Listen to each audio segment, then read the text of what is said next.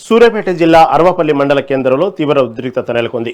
తుంగతుర్తి నియోజకవర్గ కాంగ్రెస్ మండల పార్టీ అధ్యక్ష ఎన్నికల్లో ఎమ్మెల్యే మందుల శామ్యలు ఏకపక్ష నిర్ణయాలపై పాత కాంగ్రెస్ నాయకులు మండిపడుతున్నారు. ఈ నేపథ్యంలో ఎమ్మెల్యే తీరును నిరసిస్తూ ఎంపీ చామల కిరణ్ కుమార్ రెడ్డి, మాజీ మంత్రి రామరెడ్డి, దామోదర్ రెడ్డి వర్గీయులు గాంధీభవన్కు బయలుదేరారు. వీరిపై అరవపల్లి వద్ద ఎమ్మెల్యే వర్గీయులు రాళ్లు, కర్రలతో దాడికి తెగబడ్డారు. బొలెరో వాహనాన్ని ధ్వంసం చేశారు. ఈ ఘర్షణలో పలువురు కాంగ్రెస్ నాయకులతో పాటు అడ్డుకోవడానికి ప్రయత్నించిన పోలీసులకు కూడా తీవ్ర గాయాలయ్యాయి. పరిస్థితిని అదుపు చేయడానికి పోలీసులు లాఠీచార్జి చేశారు.